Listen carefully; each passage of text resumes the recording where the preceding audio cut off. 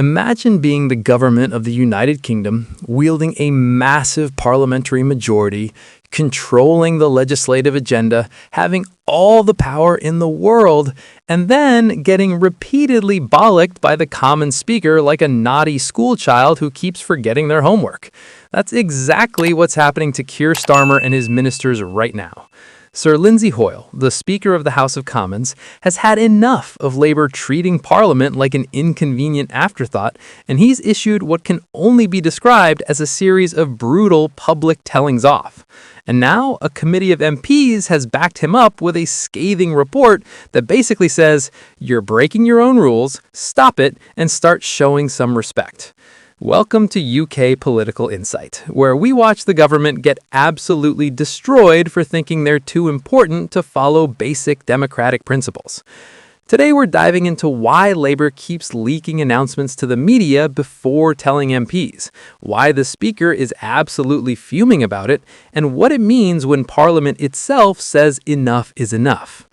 Right, let's start with the basics, because this is about more than just political process. This is about how democracy is supposed to work. In the British system, Parliament is sovereign. MPs are elected to represent their constituents and hold the government to account. And there's a principle enshrined in something called the Ministerial Code that says when the government makes major announcements, they should make them to Parliament first, not to friendly journalists, not in carefully staged press conferences, not leaked to sympathetic media outlets, to Parliament, to the elected representatives of the people. Why does this matter? Because it means MPs get to question ministers about these announcements. They get to probe the details, challenge the logic, represent their constituents' concerns. It's called parliamentary scrutiny, and it's kind of fundamental to how our democracy functions. When the government bypasses Parliament and announces things to the media first, they're essentially saying, we don't want to face difficult questions. We'd rather control the narrative through friendly press coverage, and frankly, we don't think Parliament matters that much. And Sir Lindsay Hoyle is absolutely not having it. The Speaker has been repeatedly calling out ministers for this behavior, and it's reached the point where he asked the Public Administration and Constitutional Affairs Committee to investigate. This isn't just a minor procedural complaint.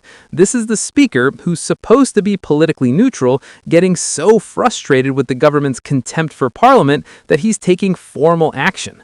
The committee has now released its report, and it's absolutely damning. They concluded that ministers are ignoring their own code of conduct, not bending the rules a bit, not interpreting them creatively, ignoring them. The report highlights multiple cases that, in the committee's words, could reasonably be concluded to constitute a breach of the general principle set out in the Ministerial Code. That's parliamentary language for, you're breaking the rules, we all know you're breaking the rules, and you need to stop breaking the rules. Let's look at some specific examples, because this isn't abstract.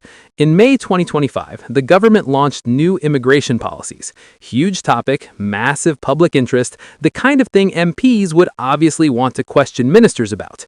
Where did the public first learn about these policies? Not in Parliament. In the media. Journalists got briefed before elected representatives. The government decided that getting favorable press coverage was more important than respecting parliamentary procedure. Then there was the trade deal with the US, also in May. The Speaker actually had to order former Trade Minister Douglas Alexander to make a statement to the House, because the government wasn't planning to. Think about that for a second. A major trade deal with America, possibly the most important economic relationship Britain has, and the government thought they could just announce it without facing questions from MPs. The Speaker had to literally order them to show up and explain themselves. It's like a teacher having to force a student to present their project because they were trying to skip class. And then there's the prisoners being released early. This is a massive policy decision that affects public safety, criminal justice, victims of crime. You'd think the government would want to carefully explain this to Parliament, answer questions, address concerns. Instead, they just did it and hoped nobody would notice. The Speaker gave them a public telling off, saying, do not take MPs for granted. It is not acceptable. When the Speaker, who's supposed to maintain dignified neutrality, is publicly scolding the government like this, you know things have gotten bad. The committee's report notes that the Speaker has represented the dissatisfaction of the House through statements made in the chamber and when setting out the concerns of members across the House. This is important. It's not just the Speaker being personally annoyed. It's MPs from all parties being frustrated that they're being sidelined by a government that's supposed to be accountable to them. And the committee adds, "We share his concerns, and note this is a long-standing issue for which successive governments have been criticized." That last bit is interesting because it shows this isn't just a labor problem. The Conservatives did it too.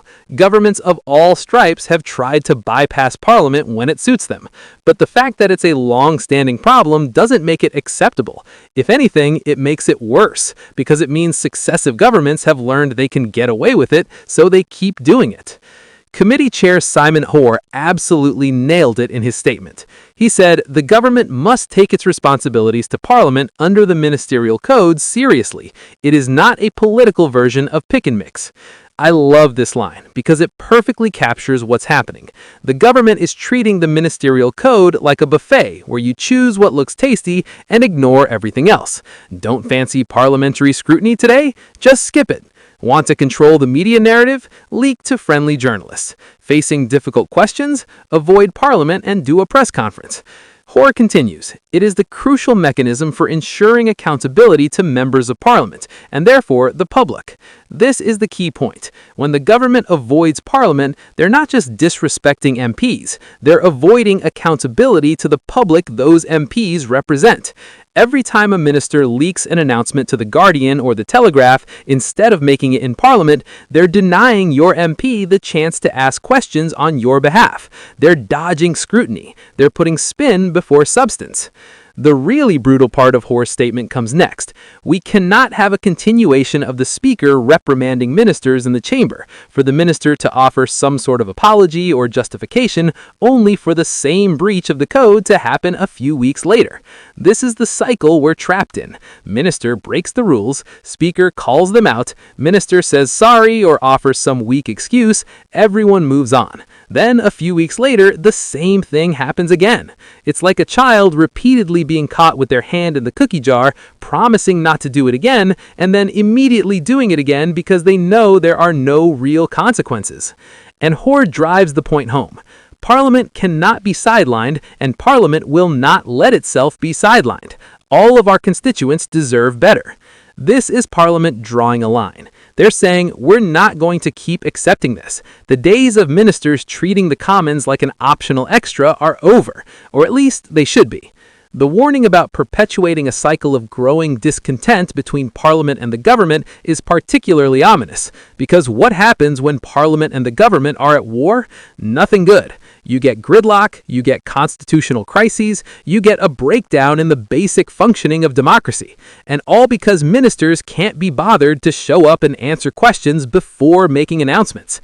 Let's talk about why governments do this, because it's not just laziness or contempt, though there's plenty of both. The reason ministers prefer to leak to the media is simple. It's easier. Journalists, especially friendly ones, will ask softball questions or just report what you tell them. MPs will ask difficult questions. They'll probe weaknesses in your policy. They'll point out contradictions. They'll represent constituents who will be negatively affected. Parliamentary scrutiny is uncomfortable. It's challenging. It forces you to defend your decisions in real time. So if you can avoid that discomfort by just briefing journalists instead, why wouldn't you? Well, because it's anti-democratic, that's why. Because you're supposed to be accountable to Parliament, not to political editors. Because the whole point of representative democracy is that elected representatives get to question those in power on behalf of the people. When you bypass that, you're undermining the entire system. There's also a control issue. When you make an announcement in Parliament, you can't control how it's covered. Opposition MPs will immediately attack it. Your own backbenchers might express concerns. The story becomes about the controversy, not your brilliant policy. But if you leak to friendly media first, you get to shape the narrative. You get favorable headlines before anyone can criticize you. You control the story. It's political management, and it's exactly what the ministerial code is supposed to prevent. The immigration policy example is particularly egregious because immigration is one of the most politically sensitive topics in Britain. People have strong feelings about it. MPs have constituents with very different views on it. You'd think a government making major immigration policy changes would want to carefully explain them to Parliament, answer questions, address concerns. Instead, they just did it and hoped nobody would notice. The Speaker gave them a public telling off, saying, "Do not take MPs for granted. It is not acceptable." When the Speaker, who's supposed to maintain dignified neutrality, is publicly scolding the government like this, you know things have gotten bad. The committee's report notes that the Speaker has represented the dissatisfaction of the House through statements made in the chamber and when setting out the concerns of members across the House. This is important. It's not just the Speaker being personally annoyed. It's MPs from all parties being frustrated that they're being sidelined by a government that's supposed to be accountable to them. And the committee adds, "We share his concerns, and note this is a long-standing issue for which successive governments have been criticized." That last